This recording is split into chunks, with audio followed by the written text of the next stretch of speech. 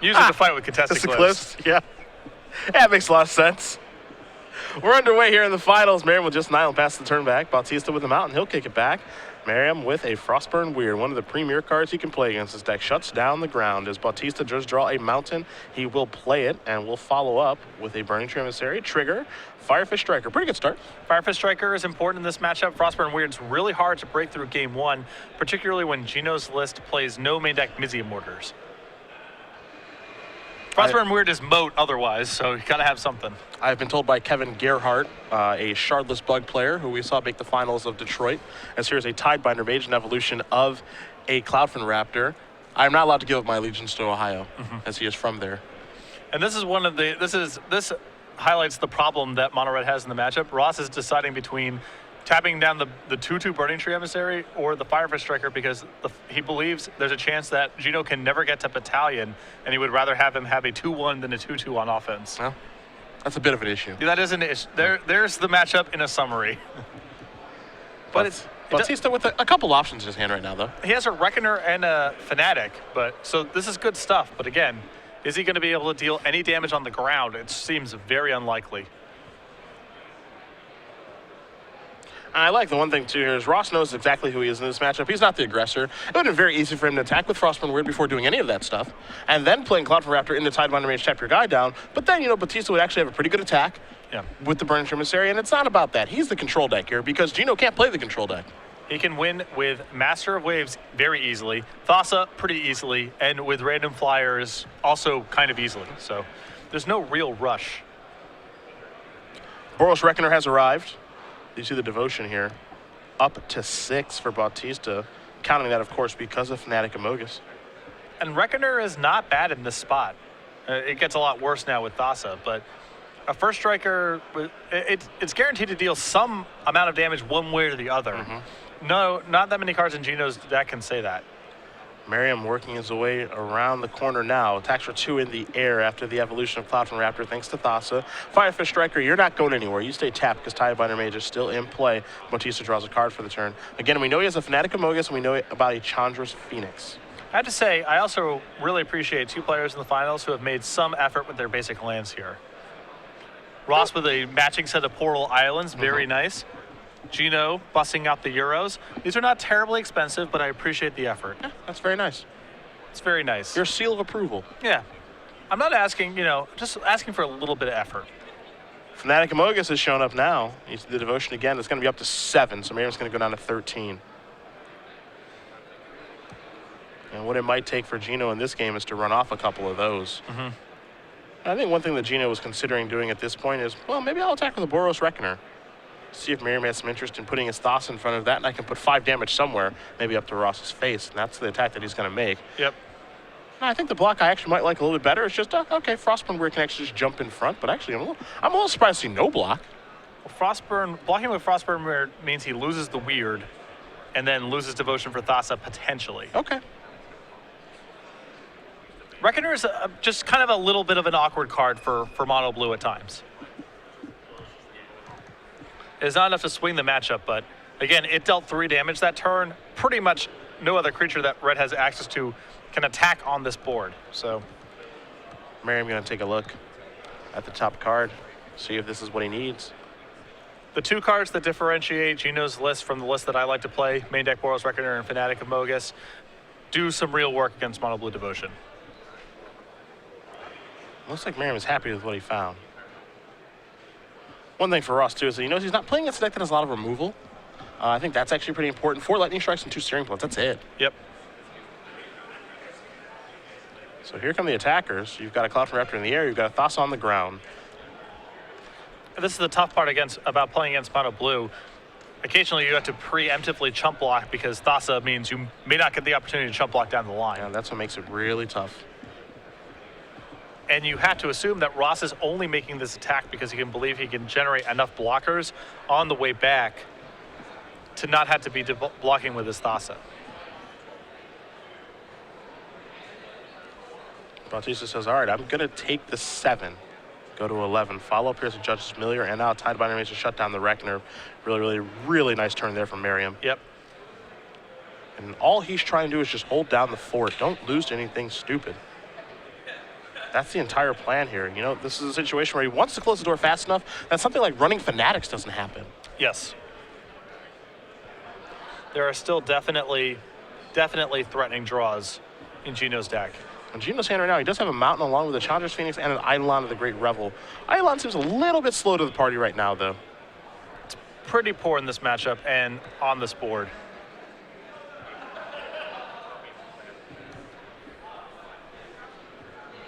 It's hard to play the Eidolon. He may just want a 2-2 for 2. Maybe he's just willing to chump block. Yeah.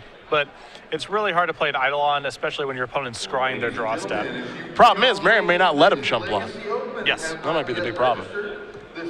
And this goes back to the play from last turn, which is the big problem here being, is Ross attacking with that Thassa in a scenario where he needs anything to block on the way back? Probably not. Challenger's Phoenix does show up to the party. Bautista considering an attack here with this card. Can this do anything for him if Merriam lets it through? Again, the card that Ross just has to be the most cognizant of is Fanatic of Mogus #2. For sure. That's the one that can steal this game off from underneath them, and I think that's the one that Gino's hoping to draw. How many creatures can I keep back? Do I die on an attack on the next turn? You know, we're only got about 2 more turns left in this game. Yeah. But his devotion count is sufficient that Fanatic is lethal. Yes. Now, Ross may make an attack next turn that forces Gino to block with something, and then everything's thrown for a loop at that point. Yep. I think that's probably got to be Merriam's plan, is to make an attack that reduces the devotion that's on the table.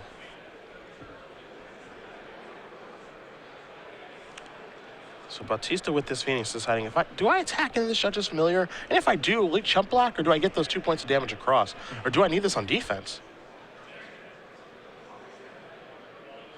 Decisions here for the mono red player who's having a fantastic tournament. Again, 3rd seed and in the finals. Did not lose in the Swiss. Has not lost yet this weekend. Yeah. He's going to come across for 2 in the air. Merriam's going to go down to 8, I presume. But we'll see if he has interest in blocking. I don't know if a chump block changes the math here. He's 4, 5, 6, 7, 8, 9. It is significant on board because if he takes this hit, the board is now lethal with Fanatic of Mogus. Oh, I guess it is anyway, because if he draws a Fanatic, that's another point of devotion. So 4, 5. So it doesn't change the math for Fanatic. And you see Ross is doing the math now on devotion symbols, I imagine. And it looks like he's going to go down to 8. Eidolon of the Great Rebels, the follow-up. I think he drew the same conclusion that we did, which is it does not change Fanatic, and it's not worth chump blocking because no other card is really significant. A Thassa Scry. We'll put the top card to the bottom here for Merriam. Ross will take a draw. I believe the card in his hand right now is a Nightfield Spectre, which he may have no interest in casting simply because of the Eidolon that's in play, but then again, he may. And it looks like, okay, we're going to put some creatures forward here. That 4th land is pretty important because it makes things unblockable. Yep. You can actually make 2 creatures unblockable. And so I believe Ross is going to do some math here of, okay, what can I force through to get the job done here? Can I get it all done in 1 turn? Unblockable and Tidebinder in this, so we're going to come across for 5, 6, 7, 8, 9. All right, so it's Fanatic or bust. Gino's played the game into this spot. He can still win. Can he do it? 1 draw. It's a good slow roll. Not quite. Rakdos Cackler, not you. Not quite. Can't even cast it, of course, because of the Eidolon being in play, but it's not like it would help him anyway. He's going to turn everybody sideways, hope for the best. Maybe Merriam makes some sort of epic mistake here, but I don't think that's going to happen. We call this the due diligence alpha strike. Yeah. Merriam will put some blockers in their appropriate places. You'll see how these will line up. Burning Emissary will come through and deal 2. Damage will resolve, of course. Some creatures will trade in combat.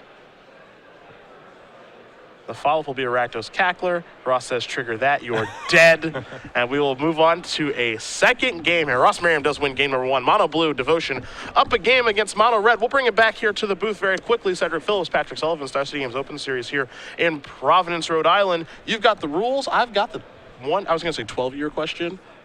We don't give out 12 years I don't think just the yet. boss would like that. So No. how about 1 year, 12 months of premium? So he's going to ask you a trivia question. Tweet your answer at SCG Live, hashtag SCG Premium. Of the correct responders, one will be selected at random for a full year of Star City Games premium content. Don't worry about responding first. Just get in your answer. One of the correct ones is chosen at random. Yeah. And this contest is run at the sole discretion of StarCityGames.com. Twitch is in no way affiliated with this giveaway. It's a pretty easy one. Next week on the Season 2 Invitational, where are we going to be? The city that I love, not the state, which is the best one. What city are we going to be in for our Season 2 Invitational next week? Name that city and hashtag the answer SCG Premium. And again, we will announce at the conclusion of our finals round, which Ross Merriam is currently up a game in, playing mono blue. And I imagine that things might get a little more difficult here for Bautista in just a moment. Yes. That's the short. It's not great. It's not great. He's got some sideboard cards too. Okay, all right. We can start with mono red. Then I'll let you fire away. 4 Mysium Mortars and 2 Searing Bloods. That's some action here. I don't think Hammer, Searing, Skullcrack, or Burning Earth has anything to do with this game. But he does get some additional removal, and you saw that game the Frostburn Weirds and the Tiebinder Mages just lock the game up so fast. Those cards give him a little bit of extra play, and he's got some pretty easy cards to sideboard out. Fire Drinker Satyrs fairly poor against mono blue, as is Eidolon of the Great Revel. So he's got some easy cuts, and he gets to make some pretty reasonable upgrades. On the other side of things, you see Ross's 2s and 1s. We've seen this multiple times over the course of the weekend. Relevant cards is what I want to point out here. Claustrophobia seems relatively good since he'll be on the draw. Shutting down Boris Reckner, I think, is important. Yes, absolutely. I mean, that was one of the key pieces Gino had in that game to almost steal it. Gotta like Domestication here as well. It is a little expensive at 4 mana, but the effect is so powerful, I think you're going to want that as well. Domesticating a Boros Reckoner is pretty close to game over. You see Dispel. You know that your opponent has 4 Lightning Strikes and then presumably 4 Searing Bloods after sideboard, so you might want that Singleton Dispel, I think.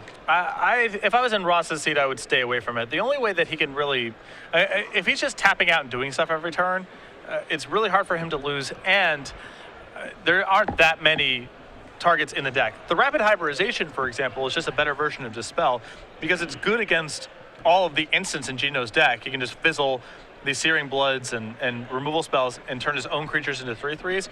And Rapid Hybridization has additional flexibility against some stuff in Gino's deck. And then, of course, you do see the Rapid Hybrid that you did mention. And then the 2 Jace Architect of Thoughts, which is a pretty good card against Mono Blue, I have found. It might not be great against this, against Mono Red, but it might not be great against this version. Or do you still like it? It's tough. Against the version that I generally play, Architect of Thought is very good against me. The problem here is that, look at what's going on with Ross's deck right now. You're talking about bringing in the 2 copies of Domestication. You're talking about bringing in the 2 copies of Jace Architect of Thought. You're certainly not talking about cutting Master of Waves. And one of the ways for Ross to lose this matchup is just by drawing too many 4s and stalling on lands. So he still needs to keep his curve intact through all of this as well. So I don't know if all the cards are really powerful. I just don't know how many total 4-drops he's going to want in his deck. We'll see how things do change here. Again, we do believe this matchup is fairly favorable for number 29 on our Season 2 leaderboard here, Ross Merriam. It's been a really good tournament for him. Obviously a very good tournament for Gino as well. But I think one thing that really happens in this tournament now is that Mono Blue Devotion may be a real choice here for players next week at the Invitational. There's a lot of groupthink that goes on with Magic deck selection. I'm sure there's a lot of people on the sidelines for the last month or two who have said, yeah, I really like Mono Blue Devotion, but no one's really playing it, and it just doesn't seem very good, and I don't see a top 8 tournaments, and so I'm not going to play it. And all they're really looking for is the rationalization that the deck is still viable. And Ross has run through this tournament 1 game away from winning it, gives the sort of justification to the people who are inclined to play that deck in the first place. One person I imagine we'll see next weekend playing this deck is Sam Black. Probably. I can't imagine he'll be playing anything else. I know he's been dabbling in new decks and things like that. He's been trying new things, but he went 8-0 at the Invitational last time with Mono Blue. That actually kind of went under the radar, the fact that he did that. So I think next weekend, I don't know how much Mono Blue we're going to see, but I think 1 person will be playing it. And if Ross is able to win this tournament, maybe 2. I could see it being 5% of the room. It seems like a right time, right place kind of deck. 7% of the room. Yeah. It's going to be more than it would have been 2 days ago. That's for sure. Tell you what. That is for sure. But getting back to the point about the domestications and the Jaces for a moment, what's Ross supposed to cut from his deck here? That was the tough part, right? I see 4 easy cuts. Bident, 2 copies of Hall of Triumph, and a Cyclonic Rift. Those cards are not very good against Gino. Everything else in his deck is excellent. I mean, what's the next worst card? Gale, Rider Sliver, and then Is it Night Veil Spectre? I mean, you really have to start digging for what's the next worst card. Maybe Judge's Familiar simply because you don't have very many spells to counter with it? There's It's still fine. Yeah, there's still one-topless creatures in the deck. Yeah. Your seedings for the player meeting have now Game 2 underway. Please make Bautista your way with just a to mountain. seedings. Well, we know Judge's Familiar's still in. Yeah. So there you go. Turn 1 here for Merriam. The follow-up for Bautista is going to be an Eidolon of Great Revel. This card has the potential to be good on the play. I assume Gino removed Fire Drinker Satyr from his deck. I would have to imagine that's the case, yeah. Maybe 2 copies of Chandra's Phoenix. Phoenix is not very good against Mono Blue Devotion. Merriam going to play a copy of Frostburn Weird. We'll take 2. And then just pass the turn back. So Merriam down to 18. Bautista will draw a card here in just a moment. Oh, there's a Fire Drinker, so still in. A little Yep. surprising. Well, it could be, maybe it's Cackler. I mean, some of the ones could have gone in some amount. Fire Drinker Satyr can at least trade up against Weird in some spots, Yeah, that's true. whereas Cackler is just not even a card anymore. Also can trade up against Night Veil Spectre. This is something that Cackler can't do. You really don't like Rakdos Cackler. You're mean. I really like Rakdos Cackler. It's just, this matchup is what it is. A little double block. You got 1 and 1 there. So bye-bye Judge's Familiar. Judge's Familiar will be first. Frostburn will be second. So 1 to the Judge's Familiar, 1 to the Frostburn Weird. There goes the Eidolon. And what this feels like to me is a Searing Blood. That's a really good block there from Ross if that's the case. If he blocks with just Frostburn Weird, then it gets hit with Searing Blood. Oh, maybe not. Okay, so there's the turn back. An Island and a Night Veil Spectre. Merriam will take 2, so long as Bautista does remember his trigger. We'll see. Might be a little late to the party on that one. Yep. Again, it is Bautista's card, so he does have to remember the trigger of his own effects.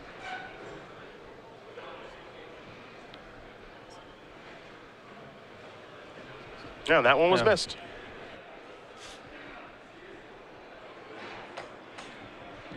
Well, this is another tough element of the matchup for Mono Red here. Searing Blood is, in the abstract, one of your better cards against Mono Blue, but it's not even guaranteed to be good in any given game. Mm-hmm. If they draw Tiebinder Mage, then it's sweet. But against these kind of draws, it's a real struggle to cash in for value.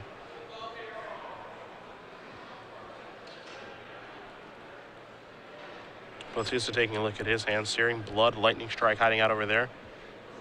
It's a rough road to get through. Yeah, without cards like Maka or Dynacharge in the list, these kind of boards are really burdensome for Mono Red to get through. You're basically just looking at Fnatic as your way to steal the game. Yeah. Wow, and now Boros Reckoner comes in. Take a draw, will Merriam. Night Veil Spectre coming across. This feels like maybe he's looking for a land. Pretty bad sign here for Gino if Ross can attack. That came in really fast. This got to be a... Oh, God. Oh. A domestication on a Reckoner and adding 2 Blue Devotion. It feels like you have had this happen to you a time or 12. Well, so the thing is, whenever the Mono Blue player is tapping 4 lands, you lose the game. Okay. It's just whichever, like Jace on that board's game over. Yep. Master Waves is game over. Yep. Domestication's game over. Even Biden's game over.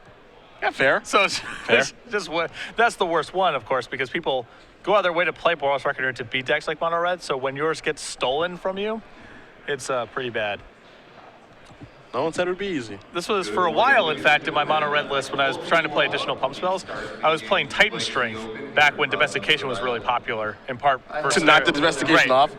Wow, you went through some extreme means. Yeah, I won probably 15% of my matches against Mono Blue with this mixture of strategies. Very nice. Very nice. Which is greater than 0 at least, but You're right. That is greater than 0. not by much. You mathematician, you. Yeah. It's a mathemagician. Bautista looking at, again, a Lightning Strike, a Searing Blood, a couple other options here. There's a Rakdos Cackler. If he plays that, he's going to have to take 2. You can see how much he's slowed down this game because he knows this game is going to be real hard to win. Pay them a visit, Yeah. see what they have, see if there's anything you like. Around the room, we have the dealer booth.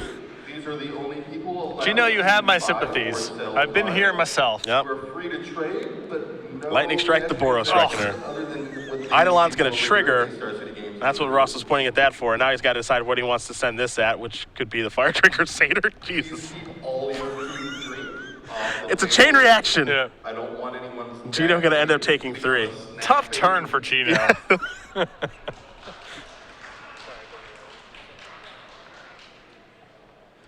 Just got to take that in stride. Yep. Across from an empty seat. And all he can do is pass the turn back now. Doesn't want to guess another spell. He could play Rakdos Cackler. It's going to be a 1-1 that can block or a 2-2 that can't. And we'll have to take 2 either way because of the Eidolon. Yep. You can see just how tough this matchup is. Yeah. And Eidolon's a pretty sweet addition for red beatdown decks, especially those with a Devotion theme. But I suspect it makes your blue Devotion matchup even worse. And another domestication, sure. We're having a real ball now. In comes the Frostburn Weird. Attack here for 4. A trigger here from Nightville Spectre will reveal a Fire Drink Crusader, which Ross can cast, actually, if he'd like. The upshot of all of this is now he gets a Searing Blood something. Yeah, if we're looking for positives, we have found one. He'll have to take 2 to do so. But he does get the Searing Blood something. Merriam going to go down to 15. We are going to be at... And I believe he's going to have to cast that Rakdos Cackler. 9 rounds today, and this is a competitive round. Now, Merriam will take a draw. I would like to ask you Cloudfin Raptor is what he picked up. verify... This will be a lethal attack, so he does have to block this Bautista. A trigger here will net Merriam a mountain. In this tournament, if you do not have a waiver, He will play that mountain. Play the Fire Drink Crusader, maybe. Oh, look, order of operations are key. verify on your deck list that you have Now Gale Rider Sliver, now Fire Drink Beautiful. Crusader. There it is. That is how you become a champion. More evolution of a Cloudfin Raptor. Passing the turn back. Batista's going to take 1 more draw, I believe, is the case here, my friends. played today, and what is It would take a blasphemous act to get back into this game. Be really good. I mean, the Fire Drink Crusader's in play now, so Yeah, Blasphemous so Act would be really good. Ross would take a lot of This would damage. be a lot of damage. And that is Mizzium Mortis that he cannot overload. He will extend the hand. Ross Merriam is going to win this match and win the Star City Games Standard Open here in Providence with Mono Blue Devotion. Congratulations to him. Really good run through the elimination rounds. In the quarterfinals and finals, gifted with 2 very good matchups, green-white aggro and mono-red aggro, but had to play a grueling 90-plus minute match against Jim Davis in the semis to get here, and taking a deck that's been off the radar for a while now and winning the championship. Very impressive for Ross, and definitely has a lot of influences for Columbus next weekend. And we know for sure that Merriam will be heading to the Legacy Open in just a few moments here. We'll bring him into the sideboard with Andrew Shroud to talk about his win, but you have to imagine Combo Elves is on the horizon for him again. Been playing it for a real long time, and Yeah. I see no reason that that's going to change.